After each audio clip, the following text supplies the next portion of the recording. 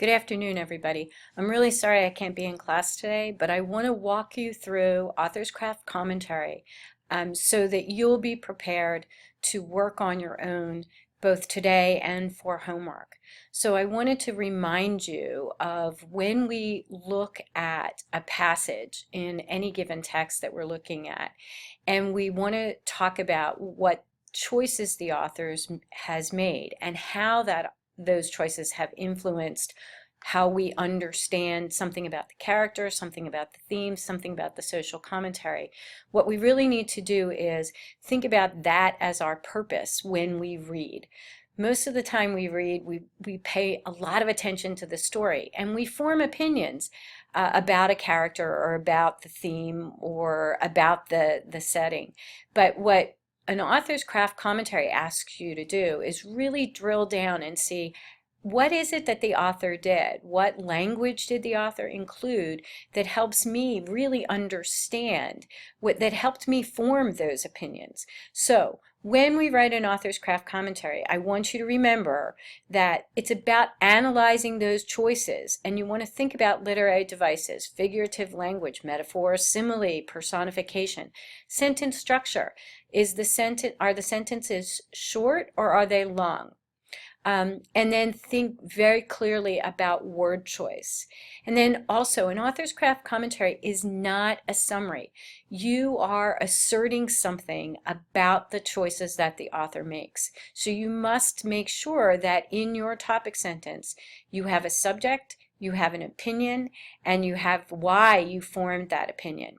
So let's look at, you should have your Catch the Moon out. So the thing I want you to be able to look at is your Catch the Moon first page, the page we went over in class, and I actually already have uploaded the text mark page that we did in class onto Canvas.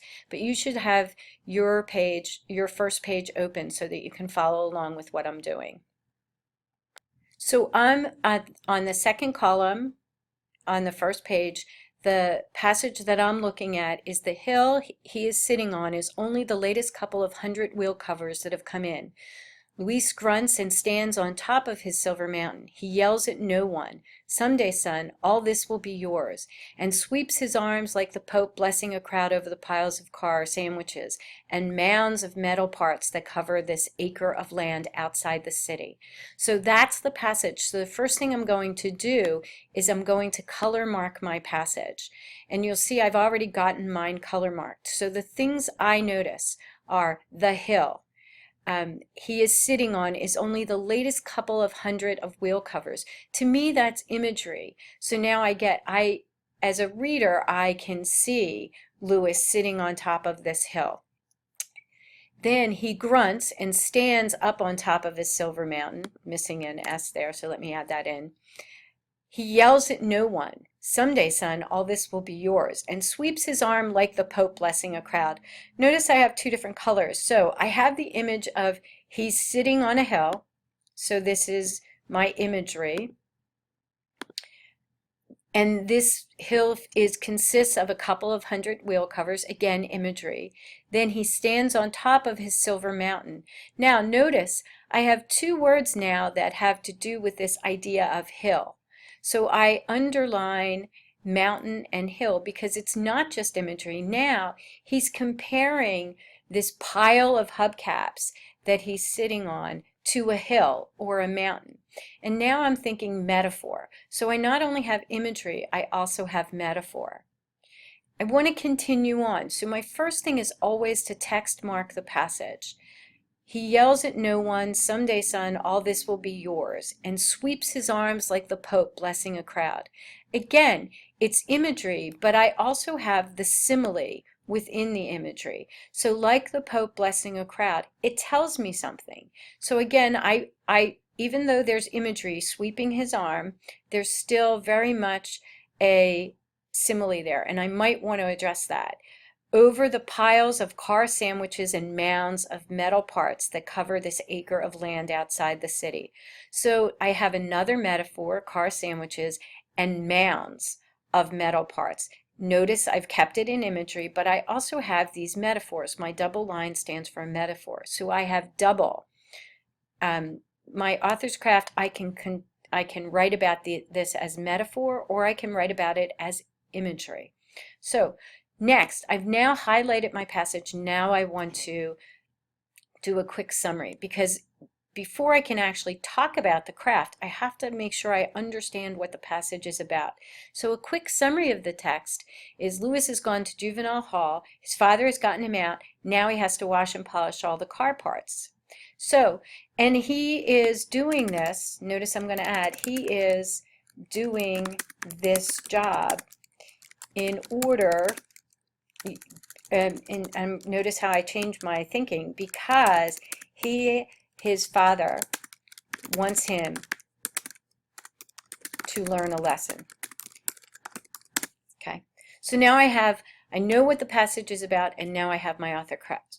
Now I have to stop and really think about, okay, so I have this idea of hills and mountains, the mountain of car parts. The father owns this junkyard, so it's important to his father. It's named after his father, and it says Jorge Cintrón and Son. So now I want to think about, okay, what's the deeper meaning? So I have a repeated image. There's a huge pile of work that Lewis must climb, and I got that word climb because I thought about hills and mountains and mounds. What do I do with a mountain? I climb it.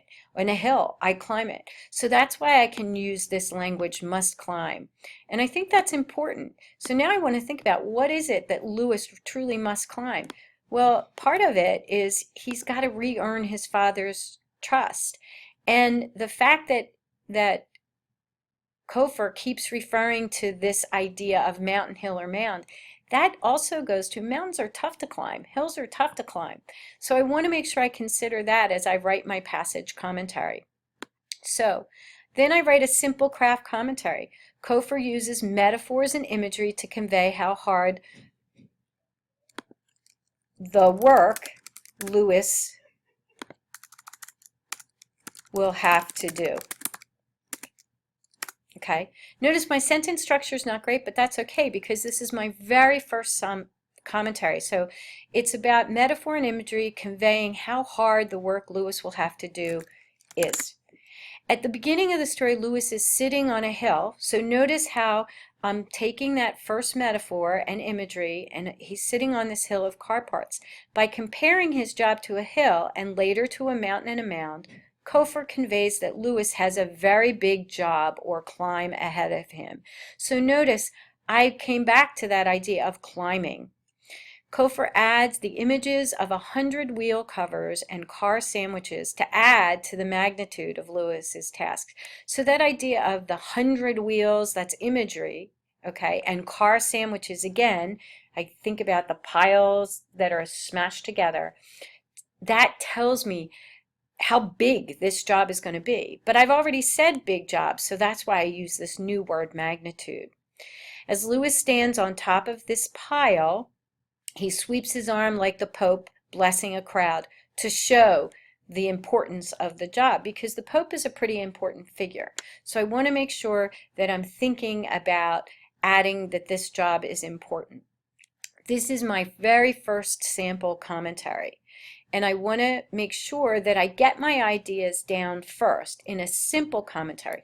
Notice my topic sentence has craft and what that craft conveys. So I have a subject and an opinion about she is using these two devices to do something. Then notice how I add the context at the beginning of the story, so that's a transition. Then I have part of my quote. Then I tell you what that quote means. So you have a handout on writing an analytical body paragraph. This is a simple analytical body paragraph. The one thing I want you to do is, from the very beginning, I want you to get used to weaving the important parts of the quote, like sitting on a hill. The hill is the metaphor, so that's the one thing I want to really make sure I address. Okay, so that's my simple craft commentary. Now, to make my craft commentary a little bit more polished, I want to go back in and I want to think about, why is it so hard? Why did she use all these images about this hill that Luis has to climb. Well, it's not just that he has to polish all these car parts, it's really the fact that he has lost his father's trust. If I read a little bit further into the passage, it even says that Luis is sure that his father probably wants to get rid of the end sun at the end of the sign over the junkyard. So now I want to think about adding that, why this quote was important, why Kofer writes this in the very beginning. And the importance of all of these metaphors and imagery is really this idea of it's going to be important for Luis to rebuild his father's trust in him. So then I can talk about a change in my author's craft commentary. So notice I start now a little bit different. At the beginning of the story, Kofer uses metaphor and imagery, so I've kept my devices there, to convey how much work Luis will have to do. Again, that was in my original topic sentence, but now I'm saying to regain his father's trust. So this part of it is really important because that's the whole purpose of this, is to regain his father's trust. This shows me as a reader that this is going to be a tough task for him. She implies by repeating the idea of a mountain of hubcaps and metal parts that Luis must labor hard to polish his reputation with his father. So again, notice I've kept that original idea of hill and mountain, the idea of the metaphor, but instead I've up-leveled my analysis to show that Luis must labor hard, okay, to polish his reputation with his father. So I keep adding that big idea now into my commentary. By comparing the manual labor he must do for his father to a mountain, hill, or mound, this is my original. Notice if I go back to my original, it's very here. I'm picking up that exact same sentence. Kofer conveys how high or difficult the task will be to complete.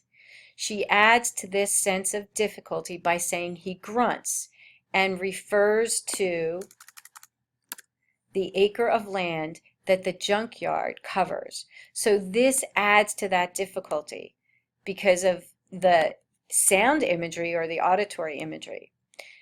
Now, I want to finish this up. So I want to add one final concluding sentence. So, but by comparing his father, and it's really this idea of his father is the Pope, that he wants to have bless him eventually. She reveals that Luis must do this in order to get back into his father's good graces. So now I took that blessing of the Pope, and this tells us how important that Luis's father is to him, because he sees him as the Pope. Okay. So notice this is now a revised craft commentary. So I've revised my topic sentence, and I've revised craft commentary. So for homework tonight, you'll begin this in class, but for homework tonight, you'll be picking 2 passages, and you'll be writing at least the simple craft commentary. Hope this helped. If you have any questions, please feel free to email me via Canvas, and I will respond. Thanks, everybody. Have a good day.